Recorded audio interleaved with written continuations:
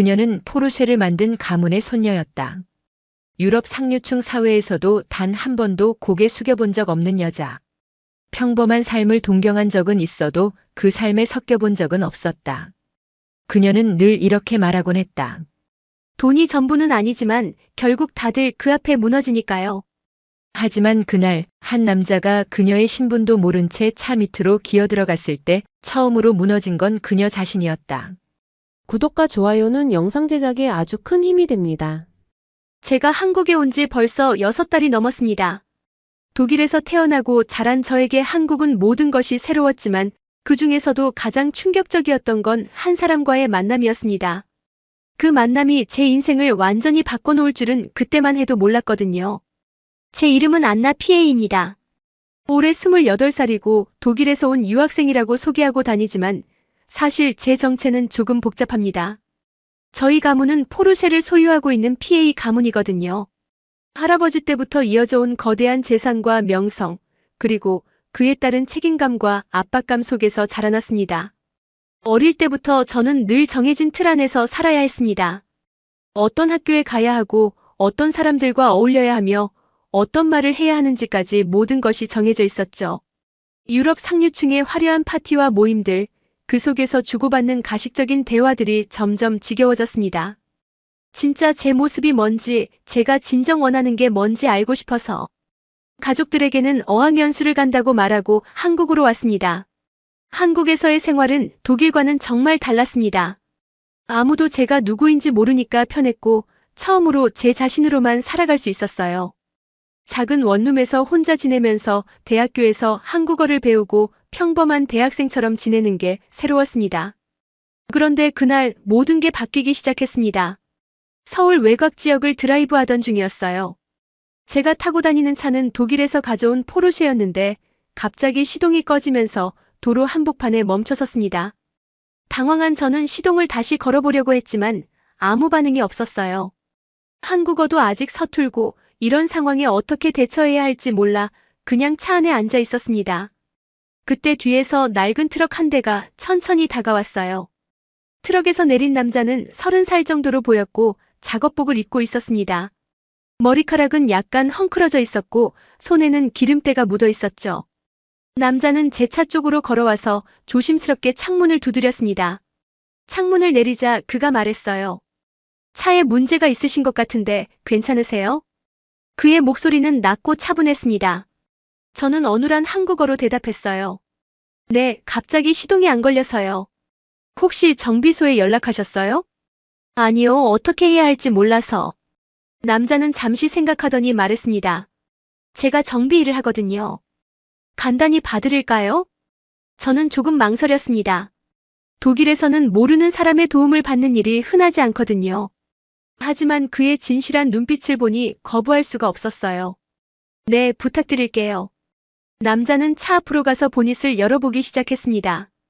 엔진을 자세히 살펴보더니 몇 가지 부분을 점검했어요. 그의 손놀림은 정확하고 능숙했습니다. 연료 펌프에 문제가 있는 것 같네요. 여기서 간단히 고칠 수는 없고 견인해서 정비소로 가야 할 것 같습니다. 그러면 어떻게 해야 하죠?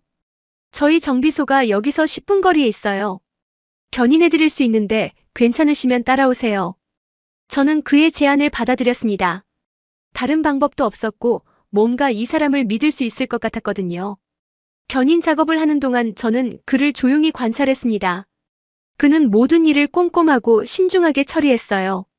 제 차를 다룰 때도 조심스러웠고 흠집이 나지 않도록 세심하게 신경 썼습니다. 독일에서 만났던 사람들과는 뭔가 달랐어요. 정비소에 도착했을 때 저는 작은 충격을 받았습니다. 그곳은 아주 작고 낡은 정비소였거든요. 독일의 포르쉐 서비스 센터와는 비교할 수 없을 정도로 작았지만 모든 것이 깔끔하게 정리되어 있었고 정성스럽게 관리되고 있다는 느낌이 들었어요. 정비소 안에는 나이든 남자 한 분이 계셨는데 그분이 이 남자의 아버지인 것 같았습니다. 아버지는 저를 보고 놀란 표정을 지었어요.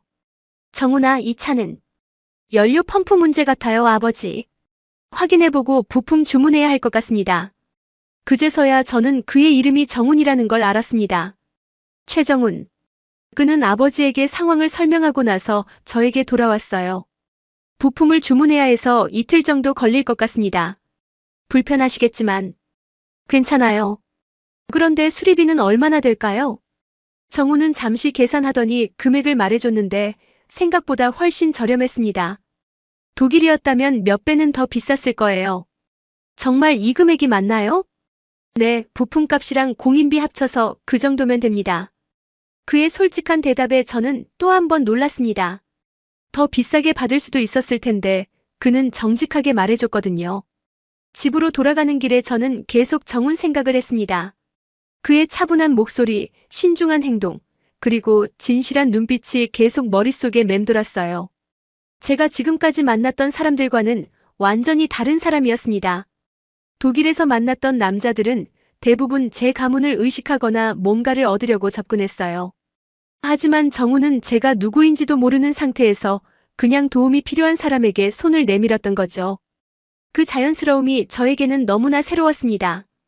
그날 밤 저는 잠을 이루지 못했습니다. 정훈의 모습이 계속 떠올랐고 그와 함께했던 짧은 시간이 계속 생각났어요. 제가 왜 이렇게 한 사람 때문에 마음이 흔들리는지 이해할 수 없었지만 분명한 건 뭔가 특별한 감정이 생겨나고 있다는 것이었습니다. 이틀 후 정비소에서 연락이 왔을 때 저는 이상할 정도로 설렜습니다. 부품이 도착했고 수리가 끝났다는 연락이었는데 단순히 차를 찾으러 가는 것뿐인데도 마음이 두근거렸어요. 정비소에 도착했을 때 정우는 제 차 옆에서 마지막 점검을 하고 있었습니다. 그를 다시 보니 더욱 마음이 흔들렸어요. 작업복을 입고 집중해서 일하는 모습이 왜 그렇게 멋있어 보이는지 모르겠더라고요. 안녕하세요. 수리 다 끝났나요? 정우는 고개를 들어 저를 보더니 작은 미소를 지었습니다. 네, 연료 펌프 교체하고 전체적으로 점검했습니다. 이제 문제없이 잘 될 거예요. 그는 차 열쇠를 건네주면서 설명을 계속했어요. 시동 걸어보시겠어요? 저는 차에 타서 시동을 걸었습니다. 엔진이 부드럽게 돌아갔고 이전보다 더 좋아진 것 같았어요. 정말 새 차 같네요. 고마워요. 별거 아니에요. 그런데 정훈이 말을 멈췄습니다. 뭔가 하고 싶은 말이 있는 것 같았어요. 뭔가요? 혹시 괜찮으시면 차에 대해서 몇 가지 알려드릴 게 있어서요. 이 차가 워낙 좋은 차라서 관리를 잘하시면 오래 탈 수 있거든요. 저는 그의 제안이 반가웠습니다. 사실 차에 대해서는 잘 모르기도 했고 그와 더 이야기하고 싶었거든요. 네, 좋아요. 알려주세요. 정우는 엔진룸을 다시 열어서 하나하나 설명하기 시작했습니다. 어떤 부분을 주의 깊게 봐야 하는지, 언제쯤 점검을 받아야 하는지, 어떤 오일을 사용하는 게 좋은지까지 정말 자세하게 알려줬어요. 그의 설명을 들으면서 저는 그가 단순히 정비 기술만 가진 사람이 아니라는 걸 느꼈습니다. 차에 대한 깊은 이해와 애정이 있었고 그것을 다른 사람에게 전달하는 방식도 정말 세심했어요. 이 차는 정말 잘 만든 차예요. 독일 차답게 견고하고 성능도 뛰어나고요. 독일 차를 많이 봤어요? 아니요, 사실 이런 고급 차는 자주 안 와요. 그런데 이 차는 특별해 보여서. 정훈이 말을 흐렸습니다. 저는 그가 제 차의 가치를 알고 있다는 걸 느꼈어요. 하지만 그는 그 때문에 저를 다르게 대하지 않았습니다. 저도 차에 대해서는 잘 몰라요. 독일에서 가져온 건데 한국에서는 어떻게 관리해야 할지 모르겠더라고요. 한국 기후가 독일과 달라서 몇 가지 주의해야 할 점들이 있어요. 습도가 높아서 녹이 생기기 쉽고 여름에는 엔진 과열을 조심해야 하고요. 우리는 차에 대한 이야기를 하면서 자연스럽게 다른 얘기도 하게 됐어요. 그는 제가 독일에서 왔다는 걸 알고 있었지만 따로 묻지 않았습니다. 대신 한국 생활은 어떤지, 적응하기 어렵지 않은지 물어봤어요. 한국 생활은 어때요? 많이 다르죠? 네, 정말 많이 달라요. 하지만 좋은 면도 많고, 특히 사람들이 친절해서 좋아요. 그래도 가족들이 그리우실 텐데요. 저는 잠시 말을 멈췄습니다. 가족 이야기는 복잡했거든요. 그리워하기보다는 오히려 자유로워서 좋았는데 그 말을 할 수는 없었어요. 가끔 그렇긴 해요. 하지만 새로운 경험을 하는 게 재미있어요. 정우는 제 대답에서 뭔가를 느꼈는지 더 이상 묻지 않았습니다. 그의 그런 배려가 고마웠어요. 혹시 차에 문제가 있으면 언제든지 오세요. 큰 수리가 아니면 바로 봐드릴 수 있어요. 네, 그럴게요. 정말 고마워요. 수리비를 지불하고 나서도 저는 쉽게 떠나지 못했습니다. 뭔가 더 이야기하고 싶었고 이 사람에 대해 더 알고 싶었거든요. 정훈 씨는 이 일을 오래 하신 거예요? 대학교 때부터 아버지 도우면서 배웠어요. 이제 한 10년 정도 됐네요. 대학교는 안 나오셨어요? 정훈이 잠시 망설이더니 대답했습니다. 중퇴했어요. 집 사정이 어려워져서. 그의 목소리에 아쉬움이 묻어 있었습니다. 저는 더 묻고 싶었지만 그럴 수 없었어요. 그 대신 다른 말을 했습니다. 그래도 이 일을 정말 잘하시는 것 같아요. 차를 다루는 모습을 보니까 정말 전문가 같더라고요. 정훈의 얼굴에 작은 미소가 떠올랐습니다. 감사해요. 비록 대학은 못 나왔지만 이 일은 자신 있어요. 그의 말에는 자부심이 있었습니다. 자신의 일에 대한 진정한 자부심이요. 그 모습이 저에게는 너무나 멋있어 보였어요. 집으로 돌아가는 길에 저는 다시 한번 정훈 생각에 빠졌습니다. 그는 제가 지금까지 만났던 사람들과는 정말 달랐어요. 돈이나 지위를 과시하지도 않았고 거짓말을 하지도 않았습니다. 그냥 자신의 일에 최선을 다하고 다른 사람을 배려할 줄 아는 진실한 사람이었어요. 독일에서 만났던 남자들을 생각해보니 더욱 차이가 느껴졌습니다. 그들은 대부분 제 가문의 명성이나 재산에 관심이 있었거든요. 하지만 정훈은 그런 것들을 전혀 모르는 상태에서 저를 대했습니다. 그냥 도움이 필요한 한 사람으로서 말이에요. 며칠이 지나도 저는 정훈 생각을 떨쳐낼 수 없었습니다. 그의 차분한 목소리, 신중한 행동, 그리고 일할 때의 진지한 모습이 계속 머릿속에 맴돌았어요. 이런 감정이 처음이라서 어떻게 해야 할지 모르겠더라고요. 그러던 어느 날 저는 결심했습니다. 다시 정비소에 가보기로 한 거예요. 핑계는 차 점검이었지만 사실은 정훈을 다시 보고 싶었습니다. 정비소에 도착했을 때 정훈은 다른 차를 수리하고 있었어요. 저를 보자 놀란 표정을 지었습니다. 안녕하세요. 차에 문제가 있어요? 아니요, 그냥 점검 좀 받으려고 왔어요. 바쁘시면 다음에 올게요. 아니에요, 곧 끝나니까 잠시만 기다려주세요. 저는 정비소 한쪽에 앉아서 그가 일하는 모습을 지켜봤습니다. 그의 집중하는 모습, 정확한 손놀림, 그리고 차를 대하는 정성스러운 태도가 정말 인상적이었어요. 작업을 마친 정훈이 제 차를 점검해주기 시작했습니다. 엔진, 타이어, 각종 오일까지 하나하나 꼼꼼히 봐줬어요. 다 괜찮네요. 새로 교체한 부품도 잘 작동하고 있고요. 다행이에요. 그런데 정훈 씨. 네. 저는 갑자기 용기가 났습니다.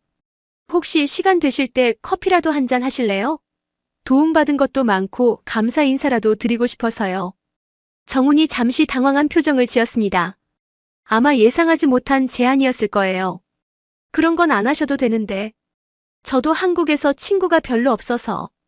괜찮으시면 이야기라도 나눴으면 좋겠어요. 정훈이 고민하더니 천천히 고개를 끄덕였습니다. 그러면 내일 저녁 때 시간 괜찮으세요? 제 마음이 두근거리기 시작했습니다. 드디어 그와 제대로 된 시간을 보낼 수 있게 된 거예요. 네, 좋아요. 그 순간 저는 뭔가 새로운 시작을 느꼈습니다. 제가 지금까지 살아온 방식과는 완전히 다른 새로운 경험이 시작되는 것 같았어요. 정훈과의 약속 이후 제 일상은 완전히 바뀌었습니다. 매일 아침 눈을 뜰 때마다 그가 생각났고 하루 종일 그와의 만남을 기다리게 되었습니다. 이런 설렘이 저에게는 너무나 새로운 경험이었어요. 우리는 작은 카페에서 만났습니다. 정훈은 작업복 대신 깔끔한 셔츠를 입고 왔는데 평소와는 또 다른 모습이었어요. 약간 어색해하는 것 같았지만 그런 모습조차 제게는 매력적으로 느껴졌습니다.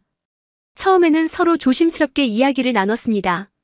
정훈은 제가 독일에서 온 이유나 가족 이야기에 대해 깊이 묻지 않았어요. 대신 한국에서의 생활이나 느낀 점들에 대해 물어봤습니다.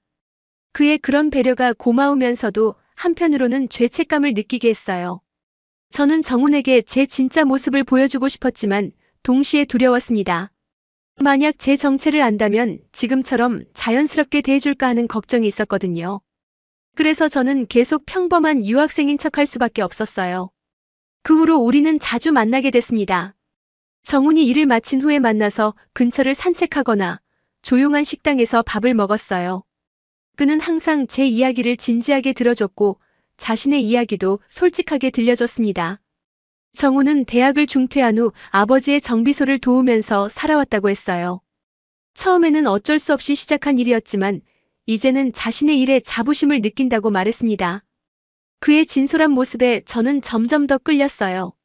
어느 일요일 정훈이 특별한 곳을 보여주고 싶다며 저를 데려간 곳이 있었습니다. 서울 외곽의 작은 언덕이었는데 그곳에서 바라본 풍경이 정말 아름다웠어요. 도시의 불빛들이 반짝이고 멀리 한강이 보였습니다. 그곳에서 정훈은 자신의 꿈에 대해 이야기했습니다. 언젠가는 더 큰 정비소를 운영하고 싶다고, 그리고 아버지가 편안한 노후를 보낼 수 있게 해드리고 싶다고 말했어요. 그의 눈빛에는 진실한 소망이 담겨 있었습니다. 저는 그 순간 제가 얼마나 다른 세상에서 살아왔는지를 깨달았습니다.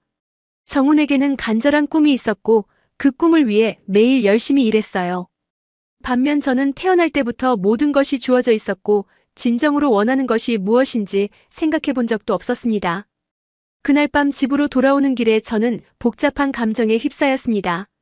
정훈과 함께 있을 때는 행복했지만 동시에 그에게 거짓말을 하고 있다는 죄책감도 컸어요.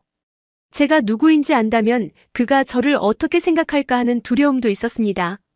며칠 후 저는 정훈에게 제 차를 다시 점검받으러 갔습니다. 사실 차에는 아무 문제가 없었지만 그를 보고 싶었거든요. 정비소에 도착했을 때 정훈은 혼자 있었고 아버지는 외출 중이라고 했어요. 그날 정훈은 평소보다 조용해 보였습니다. 뭔가 고민이 있는 것 같았어요. 저는 조심스럽게 물어봤습니다. 무슨 일이 있는지 묻자 정훈은 잠시 망설이다가 대답했어요. 아버지의 건강이 좋지 않다는 이야기였습니다.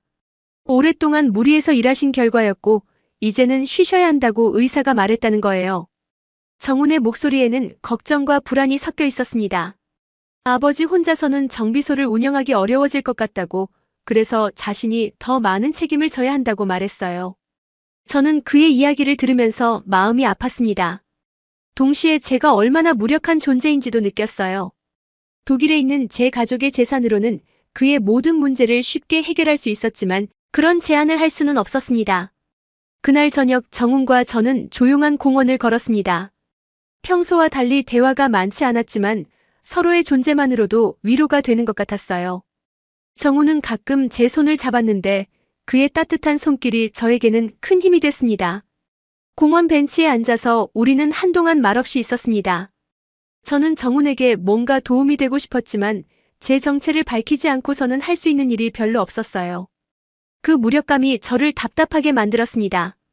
그때 정훈이 갑자기 말했어요. 저와 함께 있으면 마음이 편안해진다고, 힘든 일이 있어도 견딜 수 있을 것 같다고 말이에요. 그의 솔직한 고백에 제 마음이 뭉클해졌습니다. 하지만 동시에 죄책감도 더 커졌어요. 정훈은 저를 진심으로 대하고 있는데 저는 여전히 거짓말을 하고 있었거든요. 제가 실제로는 그의 상상을 초월하는 부유한 가문의 딸이라는 것을, 그리고 언젠가는 독일로 돌아가야 할 수도 있다는 것을 말할 용기가 없었습니다. 집으로 돌아가는 길에 저는 깊은 고민에 빠졌습니다. 정훈과의 관계가 깊어질수록 진실을 말해야 한다는 압박감도 커졌어요. 하지만 진실을 말했을 때 그가 어떻게 반응할지, 우리 관계가 어떻게 변할지 두려웠습니다. 그날 밤 저는 잠들기 전까지 정훈 생각을 했습니다. 그의 따뜻한 미소, 진실한 마음, 그리고 저를 바라보는 순수한 눈빛이 계속 떠올랐어요. 제가 지금까지 만났던 그 어떤 남자와도 다른 사람이었고 저는 그에게 점점 더 깊이 빠져들고 있었습니다. 하지만 한편으로는 우리 사이에 놓인 보이지 않는 벽도 느꼈어요. 제가 만든 거짓말의 벽, 신분 차이의 벽, 그리고 서로 다른 세상에서 살아온 사람들 사이의 벽 말이에요. 이 벽들을 넘어설 수 있을지 아니면 결국 포기해야 할지 알 수 없었습니다. 운명이라는 게 정말 있는 건지 모르겠지만 제 정체가 드러나는 순간은 제가 전혀 예상하지 못한 방식으로 찾아왔습니다. 그날은 평범한 목요일이었어요. 정훈과 만나기로 약속한 날이었는데 갑자기 독일에서 급한 전화가 왔습니다. 가족회사의 중요한 결정사항에 대해 제 의견을 들어야 한다는 내용이었어요. 어쩔 수 없이 정훈에게 약속을 미루자고 연락하려던 참이었습니다. 그런데 그때 정비소 앞에서 제 차가 고장이 났어요. 시동이 걸리지 않아서 정훈에게 도움을 요청했습니다. 그는 바로 달려와서 차를 점검하기 시작했어요. 저는 그동안 독일에서 온 급한 전화를 받아야 했습니다. 전화를 받는 순간 저는 깜빡했어요. 독일어로 대화하고 있다는 것을 말이에요. 전화 내용은 PA 가문의 새로운 투자 계획에 관한 것이었고 제가 상속자로서 결정해야 할 사안들이었습니다. 저는 무의식 중에 가문의 일에 대해 자세히 이야기했어요. 전화를 끊고 돌아보니 정훈이 저를 바라보고 있었습니다. 그의 표정은 복잡했어요. 놀라움, 당황, 그리고 뭔가 깨달은 듯한 눈빛이 섞여 있었습니다. 저는 그제서야 제가 무슨 실수를 했는지 깨달았어요. 독일어로 통화하는 것뿐만 아니라 통화 내용까지 들렸을 수도 있었거든요. 제 심장이 빠르게 뛰기 시작했습니다. 정훈이 조심스럽게 물어봤어요. 방금 통화가 뭐였는지, 그리고 제가 독일어를 그렇게 유창하게 하는 이유가 뭔지 말이에요. 저는 어떻게 대답해야 할지 몰라서 한동안 말을 하지 못했습니다. 결국 저는 모든 걸 털어놓기로 했어요. 더 이상 거짓말을 할 수 없었거든요. 제가 누구인지, 어떤 가문에서 태어났는지, 그리고 왜 한국에 왔는지 천천히 설명했습니다. 정훈은 제 이야기를 끝까지 들어줬어요. 중간에 끼어들거나 놀란 반응을 보이지도 않았습니다. 그냥 조용히 진지하게 들어줬어요. 제가 모든 이야기를 마쳤을 때 그는 한참 동안 말이 없었습니다. 저는 그 침묵이 너무 무서웠어요. 정훈이 저를 어떻게 생각할지, 이제 우리 관계가 어떻게 될지 알 수 없었거든요. 아마 실망했을 거라고 생각했어요. 지금까지 거짓말을 했다는 것에 화가 났을 수도 있고요. 그런데 정훈의 반응은 제가 예상했던 것과 완전히 달랐습니다.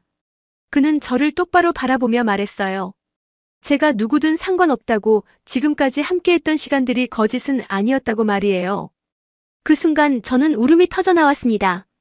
지금까지 억눌러왔던 모든 감정들이 한꺼번에 쏟아져 나왔어요. 죄책감, 두려움, 그리고 정훈에 대한 마음까지 모든 것이 섞여서 눈물로 나왔습니다. 정훈은 그런 저를 조용히 안아줬어요. 아무 말도 하지 않고 그냥 따뜻하게 감싸줬습니다. 그의 품에서 저는 처음으로 진짜 안전함을 느꼈어요. 제 정체를 알고도 변하지 않는 그의 마음이 너무 고마웠습니다. 울음이 그치고 나서 우리는 진지하게 이야기했어요. 정훈은 제 신분이 놀랍긴 하지만 지금까지 함께했던 시간들을 통해 제 진짜 모습을 봤다고 말했습니다. 돈이나 지위가 아니라 그냥 한 사람으로서의 저를 좋아하게 됐다고 했어요. 그의 말을 들으면서 저는 깨달았습니다. 제가 찾고 있던 것이 바로 이런 사랑이었다는 것을요. 조건 없는 사랑, 진실한 마음, 그리고 서로를 있는 그대로 받아들이는 관계 말이에요. 하지만 동시에 현실적인 문제들도 생각해야 했습니다. 제 가족들이 이 관계를 어떻게 생각할지, 그리고 저와 정훈 사이의 환경 차이를 어떻게 극복할지 말이에요. 정훈도 같은 고민을 하고 있었던 것 같아요. 그는 제가 언젠가 독일로 돌아가야 할지도 모른다는 걸 이해한다고 말했습니다. 그리고 자신 때문에 제가 어려운 선택을 하게 되는 건 원하지 않는다고도 했어요. 그의 배려스러운 마음이 저를 더욱 울게 만들었습니다. 동시에 제 마음도 더욱 확실해졌어요. 저는 정훈과 함께하고 싶었고 그를 위해서라면 무엇이든 할 수 있을 것 같았습니다. 며칠 후 독일에서 또 연락이 왔어요. 이번에는 아버지가 직접 전화를 했습니다. 제가 언제 돌아올 건지, 그리고 가문의 일을 언제부터 본격적으로 시작할 건지 물어봤어요. 그때 저는 결심했습니다.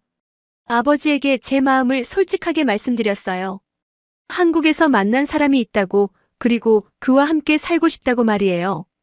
당연히 아버지는 반대하셨습니다. PA 가문의 상속자가 어떻게 그런 선택을 할 수 있냐고 화를 내셨어요. 하지만 저는 물러서지 않았습니다. 지금까지 가문의 기대에 맞춰 살아왔지만 이번만큼은 제 마음을 따르고 싶다고 말씀드렸어요. 아버지와 가족들이 이해해주지 않더라도 저는 제 선택을 후회하지 않을 거라고 확신한다고 했습니다. 그 전화 통화 후 저는 정훈을 만났어요. 그에게 제 결정을 말했습니다. 독일로 돌아가지 않고 한국에 남아서 그와 함께 살고 싶다고, 그리고 가족의 반대가 있어도 상관없다고 말했어요. 정훈은 처음에는 말리려고 했습니다. 제가 너무 큰 희생을 하는 것 같다고, 가족과의 관계를 포기하는 건 너무 위험하다고 말이에요. 하지만 저는 이미 마음을 정했다고 대답했습니다. 제가 진정으로 원하는 삶이 무엇인지 이제야 알게 됐다고, 정훈과 함께하는 평범한 일상이 저에게는 그 어떤 부와 명예보다 소중하다고 말했어요. 그의 곁에서 진짜 저 자신으로 살아가는 것이 진정한 행복이라고 확신한다고 했습니다. 정훈의 눈에 눈물이 고였어요. 그도 저와 같은 마음이었다고 저 없는 삶은 상상할 수 없다고 말했습니다. 그리고 저를 행복하게 해주겠다고 평생 소중히 여기겠다고 약속했어요. 그날 밤 저는 독일에 있는 가족들에게 편지를 썼습니다.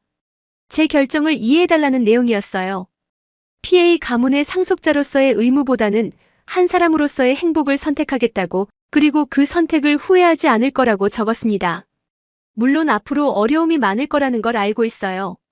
가족들과의 관계도 회복해야 하고 정훈과 함께 새로운 삶을 만들어가야 하니까요.